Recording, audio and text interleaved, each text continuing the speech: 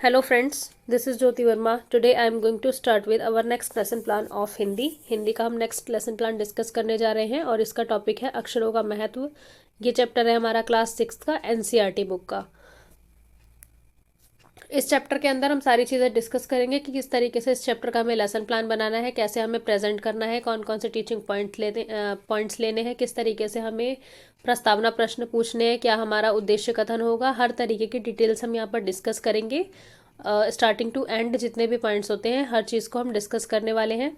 जिस भी स्टूडेंट ने मेरा चैनल सब्सक्राइब नहीं किया हुआ है वो चैनल को सब्सक्राइब कर ले, क्योंकि इसी तरीके की वीडियोस मैं टाइम टू टाइम अपलोड करती रहती हूँ। तो आप अगर नोटिफिकेशन बेल को ऑन करके रखेंगे तो आपके पास टाइम टू टाइम जल्द से जल्द नोटिफिकेशन पहुँच जाएगा आपके लेसन प्लान का। तो स्टार्ट करते हैं हमारा आज का लेसन प्लान, जिसके अंदर सबसे पहले हम देखेंगे कि ब्लैक बोर्ड एंट्रीज कैसे होती हैं। ब्लैक बोर्ड एंट्रीज हम क्लास में जब लेसन प्लान स्टार्ट करते हैं उस समय पर करते हैं, जैसे कि इसमें डेट, कक्षा, दिनांक, हम जिस डेट को अपलोड एक तरीके से हम जो लेसन प्लान बना रहे हैं उसको जब हम डिलीवर करते हैं क्लास के अंदर तब हम उस डेट को लिखते हैं। क्लास 6 है, विषय हमारा हिंदी, प्रकरण अक्षरों का महत्व। प्रकरण हम कब लिखते हैं? जब हम प्रस्तावना प्रश्न बोल के अपने सारे उद्देश्य कथन सारे क्वेश्चंस पूछने के बाद जब हम उद्देश्य कथन बोलते हैं तब हम प्रकरण यहाँ पर लिखते हैं। उसके बाद कालांश, जिस भी पीरियड में आप लेसन प्लान डिलीवर कर रहे हैं, और उसके बाद 35 मिनट्स या 40 मिनट्स का आपका लेसन प्लान होता है, तो ये आपको लिखना है। सबसे पहले हम देखेंगे सामान्य उद्देश्य हमें किस तरीके से लिखने होते हैं। सामान्य उद्देश्य हम 4 to 5 लिखते हैं और ये सामान्य उद्देश्य होते हैं हमारे हिंदी के। तो इसके अंदर हम सबसे पहले क्या लिखेंगे? छात्रों को हिंदी भाषा का ज्ञान प्राप्त होगा, यानी कि जो हिंदी भाषा है उसका ज्ञान प्राप्त होगा। छात्रों के सामान्य ज्ञान में वृद्धि होगी। छात्रों के शब्द भंडार में वृद्धि होगी। छात्रों में उच्चारण क्षमता का विकास होगा। विराम चिन्हों को ध्यान रखते हुए पढ़ सकेंगे। गद्य की विभिन्न शैलियों का ज्ञान प्राप्त होगा। तो इस तरीके से आप 5 से 6 सामान्य उद्देश्य यहाँ पर लिख सकते हैं।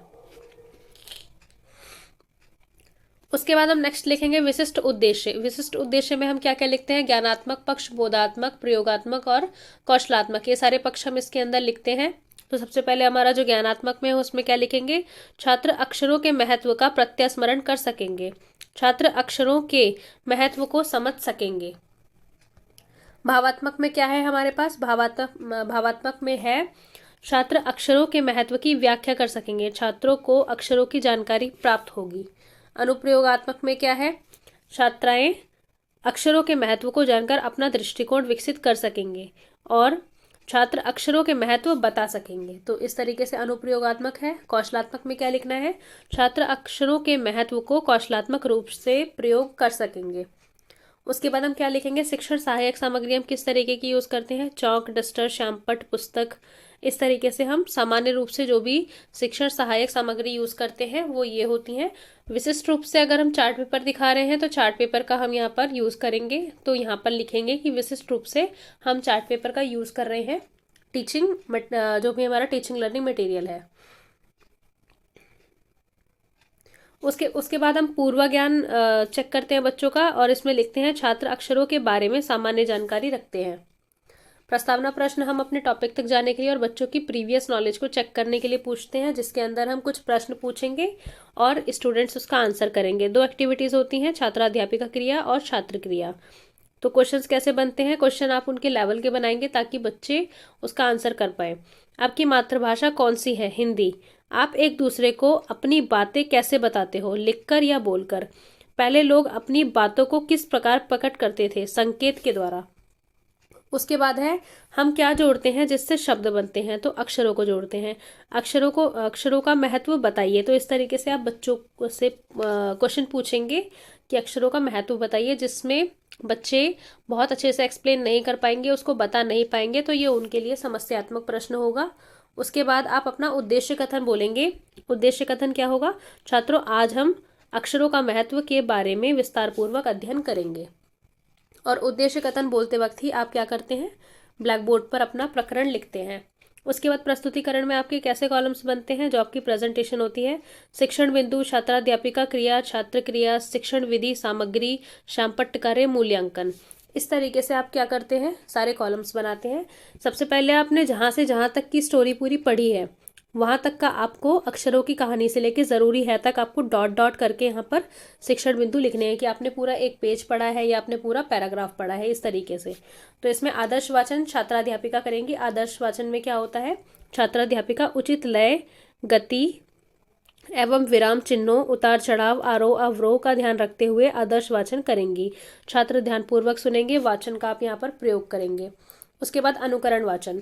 अनुकरण वाचन में क्या है, छात्राध्यापिका कुछ छात्रों को अनुकरण वाचन करने का निर्देश देती हैं एवं स्वयं कक्षा में भ्रमण करती हुई छात्रों का निरीक्षण करती हैं तथा कठिन शब्दों को स्वयं बताएंगी। तो इस तरीके से ये अनुकरण वाचन होगा, जिसके अंदर स्टूडेंट्स पढ़ते हैं इंडिविजुअली एक एक करके और बाकी स्टूडेंट सुनते हैं और टीचर वहाँ पर क्लास में भ्रमण करती हुई देखती हैं कि किस तरीके से बच्चे बुक पर ध्यान दे रहे हैं या नहीं। छात्र शिक्षक के निर्देशानुसार अनुकरण वाचन करेंगे और यहाँ पर वाचन का प्रयोग हो रहा है। उसके बाद आप जिन जिन शब्दों का उच्चारण संशोधन कराएंगे, यानी कि प्रोनाउंसिएशन ड्रिल, जो भी स्टूडेंट्स को वर्ड्स बोलने नहीं आ रहे या फिर टफ वर्ड्स हैं, मुश्किल शब्द हैं, उनका आप उच्चारण करवाएंगी। तो इसके अंदर क्या है, छात्राध्यापिका छात्रों द्वारा कुछ अशुद्ध उच्चारित शब्दों का शुद्ध उच्चारण करवाएंगी और स्टूडेंट्स क्या करेंगे, छात्र अध्यापिका द्वारा उच्चारित किए जा रहे शब्दों का शुद्ध उच्चारण करेंगे। उच्चारण आप यहाँ यूज़ कर रहे हैं और जो भी वर्ड्स आप ब्लैक बोर्ड पर लिखते हैं उच्चारण के लिए, वो यहाँ पर भी लिखेंगे एक ब्लैक बोर्ड का मिनिएचर लगा के। उसके बाद आप एक मूल्यांकन प्रश्न पूछ लेंगे, पहले मानव अपने भाव कैसे प्रकट करते थे। उसके बाद आप नेक्स्ट शिक्षण बिंदु इसका क्या है, इसमें आप शब्द काठिन्य निवारण करेंगे, यानी कि आप कठिन शब्दों का अर्थ बताएंगे। तो इसमें क्या है, छात्राध्यापिका श्यामपट्ट पर कठिन शब्दों का अर्थ लिखेंगी तथा छात्रों को अपनी उत्तर पुस्तिका में लिखने का आदेश देंगी। छात्र कठिन शब्दों को अपनी उत्तर पुस्तिका में लिखेंगे और लेखन विधि का आप यहाँ यूज़ कर रहे हैं और जितने भी शब्दार्थ आप करवाएंगे उसका मिनिएचर ब्लैक बोर्ड का यहाँ पर आप भी लगाएंगे। तो आगे है व्याख्या। अब आपको क्या करना है, अक्षरों का महत्व जो आपने चैप्टर पढ़ाया है, जहाँ से जहाँ तक आपने पढ़ा है, पूरा चैप्टर या पूरा पेज या एक पैराग्राफ, जितना भी आप जितना आपने पढ़ा है आपको उतना ही एक्सप्लेन करना है। व्याख्या करेंगे आप। अक्षरों का महत्व लेखक द्वारा लिखित एक रोचक निबंध है। इसमें लेखक ने अक्षरों की खोज कैसे हुई, वह हमारे जीवन में अक्षरों का क्या महत्व है, यह बताया। अगर मनुष्य के पास अक्षरों का ज्ञान ना हो तो उनका जीवन कितना मुश्किल होता। अक्षर 6000 साल पहले आए थे। तो इस तरीके से जो भी डिटेल्स है वो यहाँ पर आपको लिखनी है। साहित्य सौंदर्य, इसमें आपको क्या लिखना है, इसमें उपसर्ग तथा प्रत्यय का प्रयोग किया गया है। इसमें लिपि का प्रयोग किया गया है देवनागरी। छात्र ध्यानपूर्वक सुनेंगे और यहाँ पर अक्षरों का एक आपको चार्ट पेपर दिखाना है, वो यहाँ पर आप दिखाएंगे। यहाँ पर आपका कथन यूज हो रहा है और उसके बाद आप इस पाठ का लेखक कौन है, ऐसे कुछ क्वेश्चंस एक या दो क्वेश्चन आप मूल्यांकन में पूछ सकते हैं। उसके बाद आप बच्चों से कहेंगे मौन वाचन करने के लिए। मौन वाचन में क्या है, छात्राध्यापिका छात्रों से मौन वाचन करवाएंगी या करने के लिए कहेंगी। छात्र मौन वाचन करेंगे और यहाँ वाचन का प्रयोग हो रहा है। उसके बाद आप पुनरावृत्ति प्रश्न पूछेंगे बच्चों से। पुनरावृत्ति प्रश्न कैसे होते हैं, आप जब पूरा चैप्टर पढ़ा लेते हैं उसके बाद आप पुनरावृत्ति प्रश्न पूछते हैं। तो प्रश्न क्या है, अक्षरों से पहले मानव अपने भावों को कैसे प्रकट करता था। अक्षरों की खोज मनुष्य ने कितने वर्ष पहले की थी। तो इस तरीके से आप पुनरावृत्ति प्रश्न यानी कि रिकैपिचुलेशन क्वेश्चंस पूछेंगे। उसके बाद गृह कार्य में आप बच्चों को कैसा गृह कार्य देंगे, एक लॉन्ग क्वेश्चन देंगे, लॉन्ग क्वेश्चन या फिर एक पैराग्राफ जिसमें लिखा जा सके कम से कम।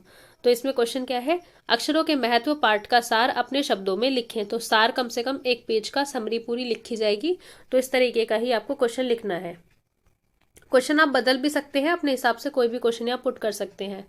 पर्यवेक्षक टिप्पणी के लिए आपको यहाँ पर जगह छोड़नी है। जो भी आपके सुपरवाइजर होंगे, जो भी आपका लेसन प्लान चेक करेंगे, वो आपकी गलतियाँ देखकर कि आपने किस तरीके से डिलीवर किया या कोई मिस्टेक रह गई या आपका लेसन प्लान बहुत अच्छा डिलीवर हुआ है, कोई कमी नहीं है, तो इस तरीके से आपको यहाँ पर रिमार्क्स दिए जाएंगे। तो यहाँ पर आपको पर्यवेक्षण टिप्पणी के लिए जगह छोड़नी होगी। आई होप फ्रेंड्स आपको ये वीडियो समझ में आया होगा, पसंद आया होगा, आपको पूरा लेसन प्लान बहुत अच्छे से समझ में आया होगा। Thank you so much friends for watching this video. Subscribe my channel, share this video with your friends also, like and comment on this. Thank you so much.